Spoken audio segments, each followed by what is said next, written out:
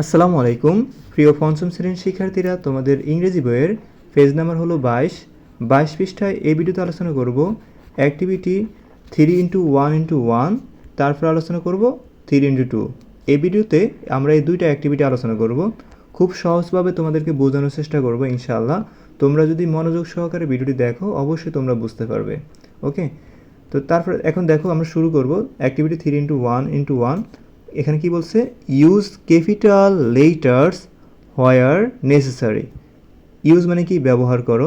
Capital মানে হলো বড়, লেটার্স মানে হলো বর্ণ বা অক্ষর, হোয়ার মানে কোথায়, ঠিক আছে। তারপরে হলো বা বলতে পারো যেখানে। এখানে হোয়ার এটা মাঝখানে দেওয়ার কারণে তোমরা এটা অর্থ বলবা যেখানে।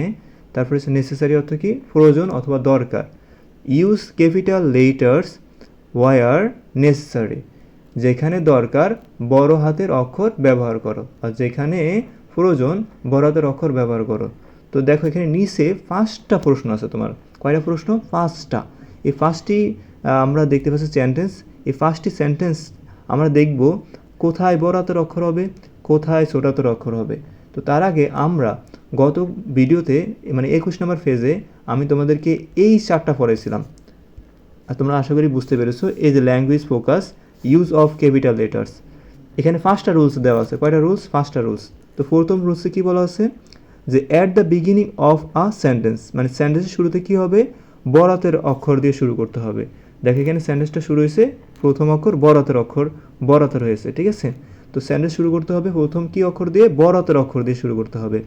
দ্বিতীয় যে রুলসটা ছিল, এই দ্বিতীয় রুলস ছিল পিপল অ্যান্ড টাইটেল, মানে হলো for names of people and title, মানে মানুষের নামের শুরুতে এবং তোমার টাইটেল মানে কি, উপাধি। উপাধির নামের শুরুতে কী হবে, বড় হাতের অক্ষর হবে। যেমন মানুষের নাম হতে পারে কাজী নজরুল ইসলাম, কাজী একটা নাম, নজরুল একটা নাম, ইসলাম একটা নাম, ঠিক আছে। এই সবগুলো নামের প্রথম অক্ষর কী হয়েছে, বড় হাতের হয়েছে। তারপরে এখানে কি বলছে, উপাধি। উপাধি নামের প্রথম কী হবে, বড় হাতের হবে ওখানে। ওকে, আশা করি বুঝতে পেরেছো। তারপরে দেখো for names of place and country, আমরা শিখেছিলাম 3 নম্বর রুলস, প্লেস মানে স্থান এবং কান্ট্রি মানে স্থানের নাম, কোনো স্থানের নাম অথবা দেশের নামের প্রথম অক্ষর কী হবে, বড় হাতের হবে। যেমন কুষ্টিয়া, বরিশাল, রাজশাহী, হ্যাঁ, ঝিনাইদহ, এগুলো প্রথম অক্ষর কী হবে, বড় হাতের হবে। আর দেশ নামে কি, বাংলাদেশ, ইন্ডিয়া, পাকিস্তান, এগুলো প্রথম অক্ষর কী হবে, বড় হাতের হবে। এগুলোর নাম হচ্ছে দেশের নাম। তারপর দেখো ফর নেমস অফ হলিডেজ, ছুটির দিন, ডে মানে দিনের নাম, যে সাপ্তাহিক যে দিনের নাম আছে না, জানুয়ারি, সরি, স্যাটারডে, কী বলতেছি, হ্যাঁ স্যাটারডে, সানডে, এগুলোর প্রথম অক্ষর কী হবে, বড় হাতের হবে। তারপরে তোমার মাসের নাম, জানুয়ারি, ফেব্রুয়ারি, হ্যাঁ, এই মাসের নামের প্রথম অক্ষর কী হবে, বড় হাতের হবে। ওকে, 12 মাসের নাম, এই 12 মাসের নামের প্রথম অক্ষর কী হবে, বড় হাতের হবে। 7 দিনের নাম মানে স্যাটারডে, সানডে, এগুলোর প্রথম অক্ষর কী হবে, বড় হাতের হবে, ঠিক আছে। এই 7 দিনের নামের প্রথম অক্ষর বড় হাতের হবে। তারপরে দেখো ফর দ্য প্রোনাউন আই, মানে আই সর্বদা কী হবে, বড় হাতের হবে। আই যেখানে থাকুক, সে যদি একা থাকে, প্রথম অক্ষর এই আই ওয়ার্ডটা কী হবে, বড় হাতের হবে, ঠিক আছে। আশা করি বুঝতে পেরেছো। এই কয়টা রুলস, এই 5টা যদি তুমি রুলস তোমার জানা থাকে, তাহলে তুমি কিন্তু এই 5টা প্রশ্নের উত্তর দিতে পারবা। দেখো এখানে এই নাম্বার কী বলছে, আমরা এই নাম্বার দেখতে পাচ্ছি যে বাংলাদেশ ইজ মাই মাদারল্যান্ড। এখানে দেখো বাংলাদেশের বি কি, ছোটাতে লেগছে, এখানে বাংলাদেশের বি কী হবে, বড় হাতের হবে, কারণ বাংলাদেশ একটা দেশের নাম মানে কান্ট্রির নাম। তো দেশের নামের শুরুতে কী হবে, প্রথম অক্ষর বড় হাতের হয়।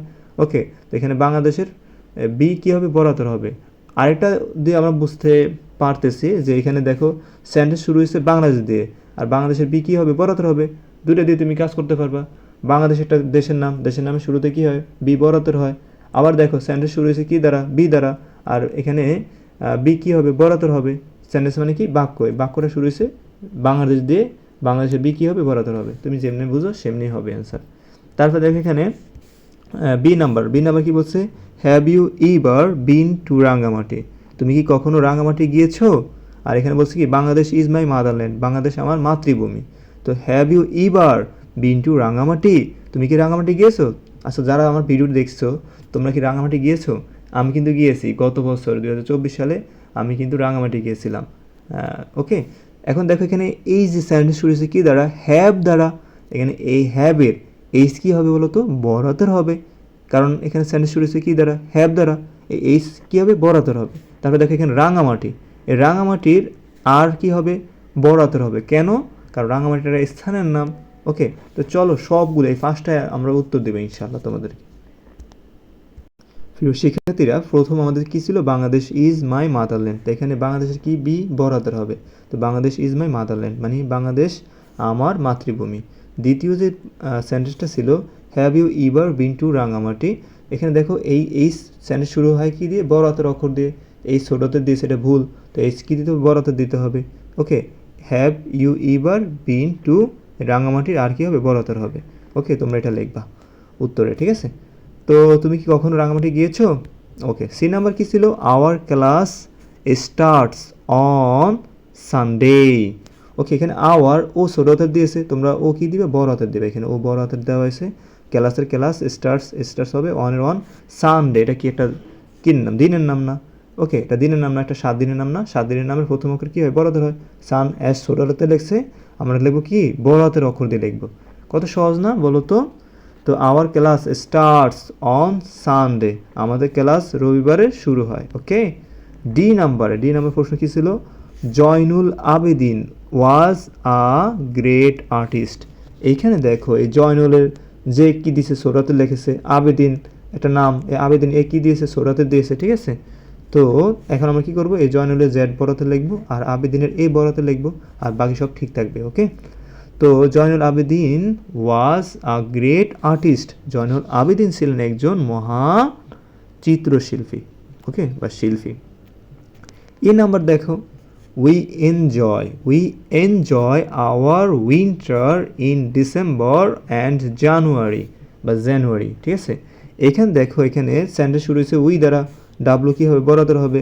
তারপর দেখো এখানে এই যে 12 মাসের নাম, ঠিক আছে? ডিসেম্বরের ডি বড় হাতের হবে। তারপরে কি? জানুয়ারি যে কী হবে বলো তো? বড় হাতের হবে এখানে, ঠিক আছে? তো আশা করি বুঝতে পেরেছি। এখন কী লিখবো? উই, ডাব্লু বড়, এনজয় আওয়ার উইন্টার ইন ডিসেম্বরের ডি বড় হাতের হবে, ডিসুম, অ্যান্ড জানুয়ারি যে কী হবে? মানে যে বড় হাতের হবে। ওকে, একটা মহিলার কথা মনে পড়লো, যে জানুয়ারি ফেব্রুয়ারি কথা শুনে, বুঝছো? উনি কী কথা জানো? তোমরা তো সবাই মনে দেখেছো ভিডিওটা, কয় জানুয়ার, ফেব্রুয়ার, আফরিন। হ্যাঁ, শুনছো তোমরা? এই ভিডিওটা দেখেছো?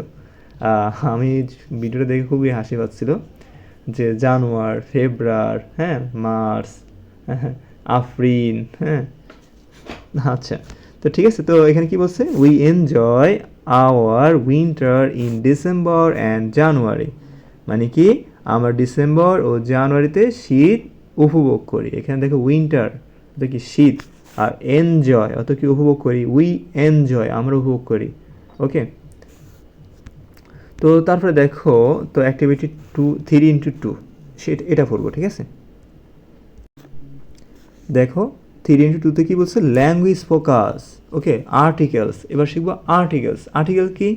দেখো, আমি তোমাদেরকে এখান থেকে পড়ে শোনাবো, তারপরে আমার ওইখানে নিয়ে তোমাদেরকে বাংলা অর্থ সহ বোঝাবো ইনশাল্লাহ। হ্যাঁ, তো এবার দেখো আর্টিকেলস। এবার আর্টিকেলস শিখবো আমরা। দেখছো তোমরা 5 থেকে কত কিছু শিখতেছো। গত ভিডিওতে আমরা শিখেছিলাম ইমপারেটিভ সেন্টেন্স, হ্যাঁ, তারপরে তোমার কত কিছু গ্রামার শিখতেছো, নাউন, কালেকটিভ নাউন, তারপরে কি কমন নাউন শিখেছো, হ্যাঁ, 5 বছর থেকে। কিন্তু তার আগে তোমাদের যারা বড় আপু, বড় ভাই, হ্যাঁ, ওরা কিন্তু এগুলো, ওদের কিন্তু এগুলো ছিল না। হ্যাঁ, তোমাদের কত, তোমরা এই 5 থেকে এগুলো যদি শিখো, আর 6-এ 7-এ তোমাদের জন্য অনেক সহজ হয়ে যাবে, মানে সহজ হয়ে যাবে, ঠিক আছে? তো এখন দেখো এখানে কি বলছে? এ অ্যান, তারপর কি? অ্যান্ড, দ্য, অথবা অনেকে দি বলে, হ্যাঁ, দি আর articles. A an and the আর আর্টিকেলস। তো আর্টিকেল কী বলো তো? এ অ্যান্ড দ্যকে কী বলে? আর্টিকেল বলে। We use them before nouns. তো তোমার যদি কেউ জিজ্ঞাসা করে আর্টিকেল কাকে বলে, এ অ্যান্ড দি এগুলোকে কী বলে? আর্টিকেল বলে। ওকে, আর্টিকেল কয়টা বলো? 3টা, এ অ্যান্ড দি। ওকে, এখন দেখো আমরা এই আর্টিকেল কখন ইউজ করি? এখানেই বলেছে উই ইউজ, আমরা ব্যবহার করি, দেম তাদের, বিফোর নাউন্স, নাউনের পূর্বে। আর্টিকেল আমরা কখন ইউজ করব? নাউনের পূর্বে আমরা আর্টিকেল ইউজ করব, ঠিক আছে? এখন এখানে কী বলছে? উই ইউজ, আমরা ব্যবহার করি আ অথবা এ বলতে পারো, অ্যান্ড, মোবাইলে চার্জ নাই, and to talk about one thing. এবার দেখো এখানে বলছে কি? উই ইউজ বিফোর, আমরা এ ব্যবহার করি পূর্বে, কার পূর্বে? ওয়ার্ডস, শব্দের পূর্বে। বিগিনিং, হ্যাঁ আমরা শব্দের শুরুতে মানে শব্দের শুরুর পূর্বে কী করি? এ ইউজ করি। কখন ইউজ করব? উইথ কনসোনেন্ট সাউন্ড, যদি কনসোনেন্ট সাউন্ড দেয় তাহলে আমরা কি করব? এ ইউজ করব। এখন তোমাদের কনসোনেন্ট চেনা লাগবে, তার আগে আমি এটা পড়ে নিই। উই ইউজ অ্যান বিফোর, আমরা অ্যান কখন ইউজ করব? ওয়ার্ডস বিগিনিং, শব্দের শুরুতে আমরা অ্যান ইউজ করব। হ্যাঁ ভাওয়েল সাউন্ড হলে, যদি ভাওয়েল সাউন্ড হয় তাহলে আমরা অ্যান ইউজ করব। এখন ভাওয়েল কি কনসোনেন্ট কি? দেখো ভাওয়েল হলো ফার্স্টটি, কয়টি বলো তো? ফার্স্টটি। এ ই আই ও ইউ, কি বলো তো? এ ই আই ও ইউ, আমি দেখি এখানে A E I O U, এই ফার্স্টটা হলো কি বলো তো? Vowel. A E I O U, এই ফার্স্টটা ভাওয়েল, এগুলো ভাওয়েল বলা হয়। এই ভাওয়েল যদি থাকে, হ্যাঁ নাউনের শুরুতে যদি ভাওয়েল থাকে, নাউনটা শুরু যদি ভাওয়েল দিয়ে, তাহলে নাউনটা শুরু যদি হয় ভাওয়েল দিয়ে, তাহলে তার আগে অ্যান বসবে। কি বসবে বলো তো? অ্যান বসবে। ওকে, আর এ ই আই ও ইউ যদি না থাকে, তারপর যদি অন্য কোনো বর্ণ যদি থাকে, অন্য কোনো লেটার যদি থাকে, যেমন এ ই আই ও ইউ বাদে বাকি যা আছে সব হলো কনসোনেন্ট, আর এই কনসোনেন্ট থাকলে হবে এ, আর এই ভাওয়াল থাকলে হবে এন। আশা করি তুমি বুঝতে পেরেছো। এখন আমরা এক্সাম্পল দিয়ে বুঝবো ইনশাল্লাহ। এখন দেখো এই যে হাউস, এইচ কি কনসোনেন্ট না? এইচ কি কনসোনেন্ট না? এটা কি ভাওয়াল? না, ভাওয়াল না। ভাওয়াল কি কি বলো তো? এ ই আই ও ইউ, এই ফার্স্টটার ভিতরে একটা আছে না? এইচ কি কনসোনেন্ট, তো কনসোনেন্ট কী হবে? এ হবে, এ হর্স। তারপরে দেখো ফ্যামিলি, এফ কি কনসোনেন্ট, কারণ কি? এ ই আই ও ইউ না, এই ফার্স্টটার ভিতরে একটাও নাই, তাহলে এটা কি হবে? এ ফ্যামিলি হবে। Book, B A E I O U, এখানে A E I O you ভিতরে নাই বুক, তো বুক মানে কি? বই, আর এই বুকের আগে কী বসবে? এ বসবে, আ বুক অথবা এ বুক। তারপর we use an before word beginning with vowel sound. Vowel sound কখন হবে? ভাওয়েল সাউন্ডের আগে কি হবে বলো তো? অ্যান হবে। যেমন এখানে অ্যানিমল, এখানে এ আছে, এখানে ভাওয়েল এ থাকার কারণে আমরা কি করব? অ্যান ইউজ করব, অ্যান অ্যানিমল। তারপরে ইগ আসছে, ইগের ই দ্বারা শুরু হয়েছে, আর ই ভাওয়েল থাকার কারণে এখানে অ্যান ইউজ করব। তারপরে দেখো অরেঞ্জ, ও হলো ভাওয়েল, কেন? A E I O U, A E I O, A O আছে, ভাওয়েলের ভিতরে ও আছে, এই ও থাকার কারণে এখানে অ্যান হবে, অ্যান অরেঞ্জ। ওকে, আশা করি বুঝতে পেরেছো। তারপর দেখো দা কখন ইউজ করব? দা ইউজ করবো special or nothing, none thing. Okay, যেমন সান, দ্য সান, স্কুল, মানে নির্দিষ্ট কোনো বস্তুকে বুঝাইলে, নির্দিষ্ট কোনো কিছু বুঝাইলে দা ইউজ করা হয়, বুঝছো? The sun, the school, the sky. Okay, তো চলো আমরা আমাদের লেখাতে মানে অর্থসহ দেখাই, আরও ভালো বুঝবা। প্রিয় শিক্ষার্থীরা দেখো এখানে ল্যাঙ্গুয়েজ ফোকাস মানে আর্টিকেলস কি? এ অ্যান্ড দি, এগুলোকে বলা হয় আর্টিকেল। তো এগুলো নাউন বিশেষ্য এর আগে বসে। নাউনের আরেকটা নাম হলো বিশেষ্য, বুঝছো? বাংলাতে আমরা বিশেষ্য বলি। তো এই নামের আগে কি বসে? এই আর্টিকেলগুলো বসে। যেমন একটি জিনিস বোঝাতে এ অথবা অ্যান ব্যবহার হয়। এ অ্যান কখন ইউজ করবো বলো তো? এ অ্যান কখন ইউজ করা হয়? যদি একটি নির্দিষ্ট করে বোঝায়। এ অ্যান কখন ইউজ করবো? একটি জিনিস বোঝাতে এ অ্যান ব্যবহার হয়, বুঝছো? একটি জিনিস বোঝাতে এ অ্যান ব্যবহার হয়। আশা করি বুঝতে পেরেছো। তারপরে একটু ওয়েট করো, ধরো, ঠিক আছে। তারপরে দেখো এখানে একটি জিনিস বোঝাতে এ বা অ্যান ব্যবহার হয়। যেমন এ ব্যবহার হয় কখন? ব্যঞ্জন ধ্বনি কনসোনেন্ট সাউন্ড দিয়ে শুরু হলে। যেমন হাউস, আ হাউস একটি বাড়ি, আ ফ্যামিলি একটি পরিবার, এফ কি কনসোনেন্ট। তারপরে আ বুক একটি বই, এখানে বি কি দিয়েছে? কনসোনেন্ট সাউন্ড দিয়েছে, তো আ বুক একটি বই। তারপর অ্যান কখন ব্যবহার করব? স্বরধ্বনি যদি হয়, স্বরধ্বনি কোনগুলো? ভাওয়েল সাউন্ড দিয়ে শুরু হলে। যেমন অ্যান অ্যানিমল একটি প্রাণী, এই যে অ্যানিমল আ এ সাউন্ড হয়েছে, ঠিক আছে? এখানে কি হবে? অ্যান অ্যানিমল হবে। তারপরে দেখো অ্যান ইগ বা এগ বলতে পারো, অ্যান এগ এ উচ্চারণ হয়েছে ই। ওকে, উচ্চারণ হলো এ দিয়ে, ঠিক আছে? আর এখানে আছে ই, তোমরাই ভাওয়েল, আর এখানে কি হবে? অ্যান এগ হবে, একটি ডিম।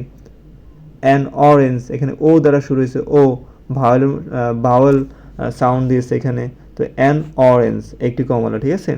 দা কখন ব্যবহার হয়? নির্দিষ্ট বা পরিচিত জিনিস বোঝাতে দা ব্যবহার হয়। দ্য সান নির্দিষ্ট করে বুঝেছে, দ্য স্কুল, দ্য স্কাই মানে আকাশ। ওকে, ফর এক্সাম্পল আমরা বই নিচে 4টা মানুষ সম্মত এক্সাম্পল 3টা এক্সাম্পল দেখেছি, এই এক্সাম্পলের অর্থগুলো দিব এখন। I have a fat cat, I have a fat cat. Okay, আমার একটি পোষা প্রাণী বা আমার একটি পোষা বিড়াল আছে। ওকে, আই হ্যাভ অর্থ আমার আছে, আ অর্থ একটি, ফ্যাট মানে পোষা প্রাণী বোঝায়, ক্যাট মানে হলো বিড়াল, cat. I have a fat cat, আমার একটি পোষা বিড়াল আছে। এখানে দেখো এই যে ফি, ফি হলো একটা কনসোনেন্ট সাউন্ড আছে, ফ্যাট ফি কনসোনেন্ট সাউন্ড থাকার কারণে তার আগে কি বসছে, এ বসছে। বি নাম্বার দেখো, হি গেভ সে আমাকে দিয়েছিল, হি গেভ সে দিয়েছিল, মি আমাকে, হি গেভ মি সে আমাকে দিয়েছিল, অ্যান অরেঞ্জ একটি কমলা, সে আমাকে একটি কমলা দিয়েছিল। এখানে ও হলো কনসোনেন্ট সাউন্ড দিয়েছে এখানে, সরি ও হলো ভাওয়েল সাউন্ড দিয়েছে, কারণ এ ই আই ও ইউ ও আছে এখানে, ও ভাওয়েল সাউন্ড দেওয়ার কারণে ওর আগে কি বসছে, অ্যান বসছে এখানে, অ্যান অরেঞ্জ। ওকে, তারপরে দেখো দ্য ক্যাট ইজ বিউটিফুল, বিড়ালটি সুন্দর। এখানে দেখো দ্য ক্যাট ইজ বিউটিফুল, এখানে বিড়ালকে ইঙ্গিত করে বলছে, বিড়ালকে ইন্ডিকেট করছে, বুঝছো, নির্দিষ্ট বিড়ালকে বুঝাইছে, ওই বিড়ালটাকেই বুঝাইছে। ওকে, এখানে দা বসাইছে, এখানে দ্য ক্যাট ইজ বিউটিফুল, বিড়ালটি সুন্দর। এখানে দেখো ছোটো টিপস পরীক্ষার জন্য, a consonant sound, an vowel sound নির্দিষ্ট করে বুঝালে দা ইউজ হয়। আশা করি প্রিয় শিক্ষার্থীরা তোমরা এই 22 নম্বর ফেজটা বুঝতে পেরেছো ক্লিয়ারলিভাবে। যদি বুঝে থাকো ভিডিওটিতে লাইক করবে এবং বন্ধুদের মাঝে এই ভিডিওটা শেয়ার করে দিবে, যাতে তোমার বন্ধুরাও এখান থেকে কিছু শিখতে পারে, এতে তোমারও লাভ হবে, তোমার বন্ধুর উপকার হলো। ধন্যবাদ, আসসালামু আলাইকুম।